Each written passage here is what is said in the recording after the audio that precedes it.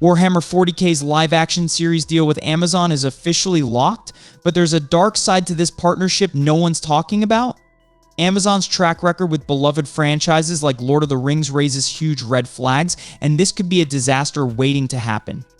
We're talking about massive changes to the Warhammer universe, and I'm not sure fans are ready for what's coming. Will Amazon push an agenda that warps the very core of Warhammer? And if that wasn't enough, the GamerGate 2 controversy could shake the entire games industry to its core.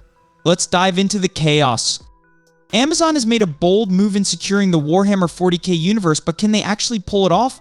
The gaming world's most iconic universe is no small task to adapt, and while Amazon's deep pockets promise a grand vision, their recent history with adapting beloved franchises has been mixed, to say the least. But what's at stake here goes beyond just another failed project. This is about the future of Warhammer 40K and the legacy it's built.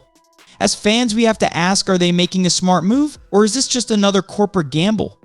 First, Amazon now holds the rights to Warhammer, which means they have the exclusive ability to profit from any merchandise related to future films or TV shows associated with the franchise. This might sound like a positive for fans who want more Warhammer content, but it also means that Amazon now has a financial stake in any future Warhammer 40,000 projects, including sponsoring content tied to the shows. This deal, while opening doors for Warhammer to reach a global audience, also gives Amazon significant control over the direction of the franchise. Even more concerning is the fact that Amazon has the option to extend this agreement to the Warhammer Fantasy universe once the initial Warhammer 40,000 project is released. This effectively means that Amazon could have a say in the direction of the entire Warhammer franchise, both 40,000 and Fantasy, which is a huge shift in control. For fans who are passionate about the franchise's lore and history, this could be problematic. The worries don't end there. Amazon, like many large corporations, has a reputation for injecting its own progressive agenda into the projects it works on. This is a pattern seen in previous projects such as the Lord of the Rings, the Rings of Power series, which alienated fans by deviating from established lore in favor of pushing a modern, progressive narrative. The decision to make Galadriel a warrior, for example, directly contradicted her character in the books, and the show introduced elements that weren't in the source material, such as an unnecessary romantic subplot between Sauron and Galadriel. These changes were made to appeal to a wider audience, but ended up turning off the very fans who loved the original material. Even though Amazon tried to claim that Season 2 was better, it still failed to meet expectations, showing that tampering with the source material to push an agenda isn't the right path. The fear is that Amazon could do something similar with Warhammer 40,000, taking a beloved, established universe and molding it to fit a modern narrative that may not align with the core values or fans' expectations. The deal with Games Workshop means that Amazon now has the power to influence the Warhammer franchise in ways that might not serve the interests of the fans who have supported it for years. As we dig deeper into the implications of Amazon's partnership with Games Workshop for Warhammer 40K, it becomes apparent that the risks go beyond just creative control. A more concerning aspect of this deal is the extent to which Amazon might influence the core identity of the Warhammer 40K universe. With the franchise now in their hands, Amazon is not merely a distributor, they wield significant power in shaping a future. This could have far-reaching effects on how Warhammer is portrayed, particularly when considering Amazon's history of introducing certain ideological themes into their productions. While fans might initially feel optimistic about seeing Warhammer 40,000 come to life through a live-action series, there's the underlying concern that Amazon could reshape the story to fit their broader social and cultural agendas. This wouldn't be the first time a company has done this, with the Lord of the Rings, the Rings of Power series providing a clear example of how far Amazon might go to inject progressive themes. In that case, the character of Galadriel was reimagined to fit a narrative that didn't align with Tolkien's vision, an unprecedented move that stirred up significant backlash from longtime fans. The inclusion of unnecessary subplots, like the romantic tension between Sauron and Galadriel, was not only out of place but also undermined the integrity of the source material. The core issue here is that Warhammer 40,000 has always been a universe built on certain principles: its grimdark tone, its complex political and philosophical themes, and its deeply rooted lore. If Amazon applies the same approach to Warhammer 40,000 as they did to the Rings of Power, we could see the universe being stripped of its essence in favor of a more marketable, accessible version that caters to a wider audience but fails to resonate with core fans. This poses a threat to the very identity of Warhammer 40,000, which has remained steadfast in its identity for decades. Moreover, the idea that Amazon has the power to extend its influence to the entire Warhammer universe is deeply concerning. Once the initial Warhammer 40,000 project is released, Amazon has the option to acquire rights to the Warhammer Fantasy Universe as well. This means that Amazon could have full control over the direction of both Warhammer 40,000 and Warhammer Fantasy, two distinct worlds with their own unique histories and fan bases. The potential for homogenizing these universes to fit a broader narrative is a real concern. The creative freedom that Games Workshop previously had in maintaining the integrity of their two worlds could be compromised by Amazon's overarching corporate goals. Fans of Warhammer 40,000 are passionate about the universe's authenticity and the deep lore that has been built over years. The fear is that, with Amazon holding the reins, the franchise may be altered to fit a more mainstream and less nuanced narrative, potentially diluting what makes Warhammer unique. Given the current cultural climate, there's also a worry that certain storylines or characters might be reimagined to align with social movements, something that may alienate long-standing fans who have followed the franchise for its distinct approach to storytelling. In the end, the issue isn't solely about whether Warhammer 40K will receive a live-action adaptation, it's about how that adaptation will be handled. Will Amazon remain faithful to the essence of the franchise, or will they use this opportunity to advance an agenda that undermines the very elements that have made Warhammer 40K so cherished by its fans? This is the crucial question that fans must grapple with as this deal unfolds. The frustration that comes through in this rant is clear. It's not about wanting Warhammer to fail, it's about the fear that its transformation under Amazon's control will distort its original essence,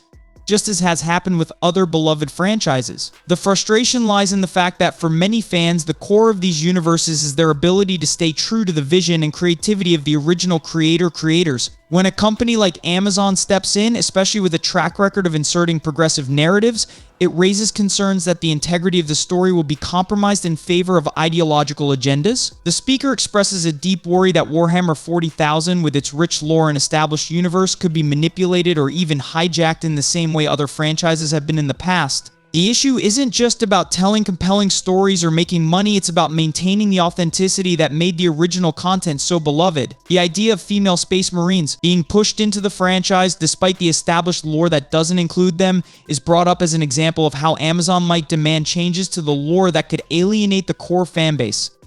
The comparison to other franchises like The Witcher and Dragon Age underscores the concern that studios and streaming services often prioritize inclusion and diversity over remaining faithful to the original world building and character development. In these cases, the changes made, such as altering established characters or injecting unnecessary elements, resulted in backlash from fans who felt the heart of the stories was lost in the process. This is the fear that Warhammer 40,000 fans are facing, that Amazon will impose their own vision on a world that already has a complex and beloved identity, leading to a version of Warhammer that doesn't resonate with longtime fans. The speaker's cynicism comes from a history of being proven right when it comes to these types of corporate-driven changes. It's not about being negative for the sake of it, but about being realistic, given the track record of what has happened to other franchises when large corporations inject their own agendas into them. Despite the negative outlook, there's still a sliver of hope that the project could work out, especially with someone like Henry Cavill, a known Warhammer fan, involved. His enthusiasm for the franchise and the personal connection to Warhammer models gives fans a glimmer of hope that perhaps the soul of Warhammer 40,000 might be preserved amidst the changes. However, the concern remains that Amazon's influence could lead to an outcome that strays far from the original vision, ultimately diluting the franchise's impact. The excitement around the Warhammer live-action project is palpable, with a focus on the vastness and complexity of the Warhammer universe. The team, alongside Games Workshop and Amazon, has been carefully navigating the intricate lore and rich history of the Warhammer world, trying to figure out the best starting point for the live-action series. They've already made great strides, but for now, the specifics of their starting point remain a secret, leaving fans to speculate and theorize. One of the most popular theories is that the series might begin with the Horus Heresy, a monumental event in Warhammer lore where the Emperor is gravely wounded by his son Horus, marking the beginning of a massive schism within the Imperium. The Horus Heresy is undoubtedly a defining moment in the franchise, and many fans believe it's an obvious starting point. However, the writer makes a compelling argument that it might be better suited for the end of the series or as a major plotline in the middle of a season, as it holds such weight in the overall narrative. The Horus Heresy is so significant that it could overshadow earlier storylines if it's chosen too early. Instead, the series could build toward it, creating tension and long-term storylines that lead to the epic battle and its aftermath. It's a balancing act of ensuring that the scope of the universe is respected while also keeping the pacing engaging for both new viewers and longtime fans. As for the casting, the question of who Henry Cavill should play is one that has stirred up much debate. While many fans would love to see him portray the Emperor, the writer points out that the Emperor's post-heresy fate is rather limiting. The Emperor spends the rest of his life confined to a life support throne, unable to physically engage in the action, which doesn't seem like the best use of Cavill's talents. Instead, the writer suggests a few better-suited roles for Cavill. Rub out Guilliman, a Primarch who is a staunch defender of humanity and an important figure within the Warhammer universe. Guilliman leads his own powerful chapters of Space Marines and would give Cavill a more active and dynamic role. Titus from Space Marine. While the character of Titus might seem a little less iconic, the writer notes that Clive Standen, who has a strong presence in battle epics having played Rollo in Vikings, might be a better fit for the role. However, if Standen isn't available, Cavill could step into this role. Inquisitor Grigor Eisenhorn, a more strategic and detective-like role. Eisenhorn is Warhammer's answer to Sherlock Holmes. As a highly trained Inquisitor hunting down heretics and criminals, this role aligns closely with Cavill's experience playing characters like Sherlock Holmes and Enola Holmes and his action-packed roles. The mix of intelligence, action, and mystery makes Eisenhorn a compelling pick for Cavill, combining his established strengths in both drama and action. Ultimately, the writer concludes that while any of these roles could work, Eisenhorn seems like the most natural fit for Cavill. The role allows him to blend his past portrayals of detective-like characters with the action and gravitas required by the Warhammer universe. The Emperor, while important, is less appealing for the reasons mentioned earlier, but even in that case, the writer humorously suggests that casting someone unexpected like Danny DeVito would bring a fun, unique twist to the character, an amusing idea, though not one likely to be taken seriously. The mix of humor and sincerity here shows the passion fans have for the Warhammer franchise and their desire to see it represented faithfully. The discussion shifts toward the potential direction of the Warhammer live-action series, with a focus on the era in which it should begin. The writer suggests starting before the Horus Heresy, as it provides an opportunity to build the universe and develop characters before the tragic fall of the Emperor. This could create a deeply immersive setting, one where humanity is on the brink of chaos, leading into the dark and grim age of strife. From there, the Horus Heresy could be introduced as a pivotal event that deepens the universe's lore, followed by the post-heresy period, where the stakes are even higher and the world is primed for expansion. However, there's a sense that Games Workshop and Amazon might take a more creative approach. The writer speculates that they might combine elements from different time periods or alter events slightly for a smoother, more accessible narrative, potentially making certain characters exist earlier than they originally did. This approach might help streamline the story while adding new layers of excitement and intrigue, though it also raises questions about how far the series could go in bending the established lore. One significant concern the writer raises is the immense cost of bringing the Warhammer universe to life. With the grandeur of the world and its iconic characters, the scale of the production could be unprecedented. For instance, creating just one suit of Space Marine armor could cost more than the average person's house, highlighting the financial and logistical challenges ahead. The writer also wonders how certain visual effects challenges, like the height differences between the superhuman Space Marines and ordinary humans, will be addressed. Will actors wear stilts, or will CGI be employed, similar to the techniques used in The Lord of the Rings? Despite the excitement, the writer expresses a growing sense of concern over the involvement of Amazon, noting the potential for the series to stray from its established roots. The writer reflects on the changes made in the War of the Rohirrim animated film, a Lord of the Rings spin-off, where a female character, Hera Hammerhand, was introduced as a hero, despite her minimal role in the original text. This departure from the source material, particularly the elevation of female characters in roles where they didn't exist before, is worrying for the writer. The idea that the series could similarly veer into forced diversity or woke themes, sidelining established male characters in favor of pushing a particular social agenda, is a point of contention. The writer's concern about Warhammer's potential direction reflects broader anxieties surrounding modern adaptations of classic franchises. They suggest that the companies involved, Amazon and others, might prioritize social messaging over faithful adaptations of the original material. The fear is that instead of staying true to the gritty, masculine nature of Warhammer's universe, the series could be skewed to meet modern expectations of diversity and gender representation, as seen in the War of the Rohirrim film. With this in mind, the writer humorously exaggerates the potential for extreme changes, joking about seeing female Space Marines in unconventional relationships or witnessing an overwhelming push for feminist narratives in the series. This concerns the writer not only because it could derail the core appeal of Warhammer, but also because it reflects a broader trend in the entertainment industry where established legacies are being reshaped to meet current social and political agendas. Ultimately, while the writer is excited about the possibilities for Warhammer's future, There's a deep undercurrent of skepticism about whether the series will honor its roots or if it will be diluted by outside influences, turning it into something unrecognizable to longtime fans. The writer's tone becomes more critical as they move on to discussing the recent financial struggles of Ziff Davis, the parent company of IGN.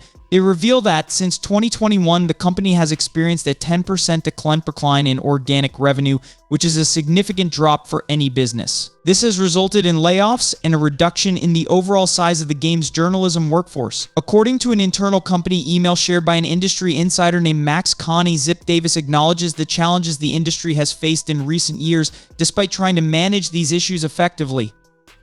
However, the company admits that in order to ensure long-term success, they need to adjust their cost structure, with payroll being one of the biggest expenses. To achieve this, Ziff Davis has introduced a voluntary buyout program for employees, offering severance packages based on tenure and continued medical benefits. Notable figures like Kat Bailey from AGN and Christopher Dring from GameIndustry.biz are mentioned as having left their positions as part of the layoffs. The writer uses these departures to highlight a larger issue in the industry, a decline in trust between the gaming media and the player base. They argue that this is largely due to the media's shift away from representing the interests of players and instead aligning more with ideological stances that don't resonate with the majority of the gaming community. One of the key incidents cited to illustrate this loss of trust is a controversial article by IGN that accused the developers of Black Myth Wukong of sexism with no credible evidence to back up the claim. The article set off a chain reaction, with other outlets citing it as fact, further alienating the gaming community.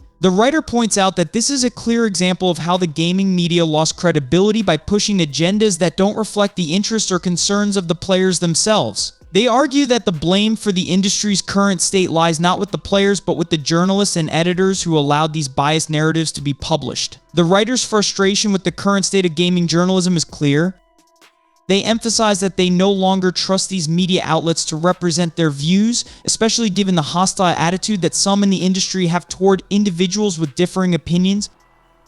The writer expresses a deep dissatisfaction with how these figures in the gaming media have treated them, believing that they would be celebrated if something were to happen to them simply because of their differing viewpoints. In the closing lines, the writer's sentiment shifts to one of resolve. They assert that the gaming industry needs a fundamental change and that they are no longer willing to play nice with those who have shown a lack of respect for differing opinions. The overall message is one of frustration with the industry's current trajectory, and the writer feels that the industry must evolve or face further decline, with those responsible for the current state of affairs needing to be held accountable. The gaming industry is facing some serious challenges, and it's easy to see why the media outlets that once held influence over the gaming community have continually pushed agendas that a majority of players don't agree with. From hit pieces on beloved games to attacking fans for supporting movements like GamerGate, these outlets ignored the very people who made the industry thrive. Had they simply listened to their audience, things might have turned out very differently. The rise of GamerGate wasn't a fluke, it was a direct response to the failure of games journalists to respect their audience. They insulted gamers, dismissed their concerns, and created a divide between themselves and the players they were supposed to represent. Now, with their influence fading, the blame is clear, it's all on them. Their failure to engage respectfully with the gaming community has led to the decline of their credibility. As they try to salvage what's left, it's clear that the old ways of doing things are no longer sustainable. And here's the kicker: unless these companies and media outlets listen to their audience and stop pushing their own agendas, the gaming world will continue to burn out. If Warhammer falters under Amazon's control, don't be surprised when the backlash is swift. The truth is, gamers don't owe anything to these corporations. They have the power to walk away if they're not treated with respect. Creators, publishers, and journalists need to remember one thing: respect the audience. Fans are the lifeblood of the industry, and without them, nothing matters. If you treat them like the enemy, you're setting yourself up for failure. Fans deserve to have their voices heard, and when they're disrespected, they'll find their support elsewhere. What do you think? Are media outlets losing touch with the gaming community? Do you think the Warhammer adaptation will succeed under Amazon's control? Let us know in the comments below. If you're not subscribed yet, be sure to hit that subscribe button so you don't miss out on more industry insights.